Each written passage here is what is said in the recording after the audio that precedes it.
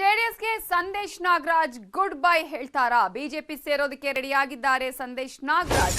ಜನವರಿ 5ರ ತನಕ ಜೆಡಿಎಸ್ ಸದಸ್ಯನಾಗಿ ನಾನು ಇರ್ತೀನಿ, ಆಮೇಲೆ ನಾನು ಇರೋದಿಲ್ಲ ಅನ್ನುವ ಮಾತನ್ನ ಹೇಳಿದರೆ. ಕಳೆದ 1 ವರ್ಷದಿಂದನೇ ಆಲ್ಮೋಸ್ಟ್ ನಾನು ಜೆಡಿಎಸ್ ನಿಂದ ದೂರ ಉಳಿದಿದ್ದೀನಿ. 1.5 ವರ್ಷದಿಂದ ಜೆಡಿಎಸ್ ನಿಂದ ದೂರ ಇರುವ ಹಿನ್ನೆಲೆಯಲ್ಲಿ ನಾನು ಆಲ್ಮೋಸ್ಟ್ ಸಿಎಂ ಆಗಿರ್ಬೋದು ಅಥವಾ ಮಾಜಿ ಸಿಎಂ ಬಿಎಸ್ವೈ ಅವರ ಜೊತೆ ಚರ್ಚೆ ಮಾಡಿದ್ದೀನಿ, ಸೇರ್ತೀನಿ ಅಂತ ಹೇಳಿ ಬೆಂಗಳೂರಲ್ಲಿ ಸಂದೇಶ್ ನಾಗರಾಜ್ ಹೇಳಿಕೆ ಕೊಟ್ಟಿದ್ದಾರೆ. ಮುಂದಿನ ದಿನಗಳಲ್ಲಿ ಬಿಜೆಪಿಗೆ ಬರೋದು ಖಚಿತ ಅಂತಾನು ಕೂಡ ಸ್ಪಷ್ಟಪಡಿಸಿದ್ದಾರೆ. ಈ ಸಂದರ್ಭದಲ್ಲಿ ಸಿಎಂ ಬೊಮ್ಮಾಯಿ, ರಾಜ್ಯಾಧ್ಯಕ್ಷರಾಗಿರುವ ಕಟೀಲ್ ಅವರು ಮನಸ್ಸು ಮಾಡಬೇಕು ಅನ್ನುವಂತಹ ವಿಚಾರವನ್ನ ಸಂದೇಶ್ ನಾಗರಾಜ್ ಹೇಳಿದ್ದಾರೆ. ನೂರಕ್ಕೂ ಸತ್ಯ, ಅದರಲ್ಲೇನು ಸುಳ್ಳಿಲ್ಲ.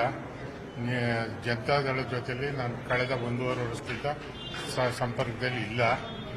ಆದರೂ ಸದ್ಯದಲ್ಲಿ ಜನವರಿ 5ನೇ ತಾರೀಕುವರೆಗೆ ಜನತಾದಳದ ಶಾಸಕನಾಗಿದ್ದೀನಿ, ಅದರಲ್ಲೇನು ಡೌಟ್ ಇಲ್ಲ.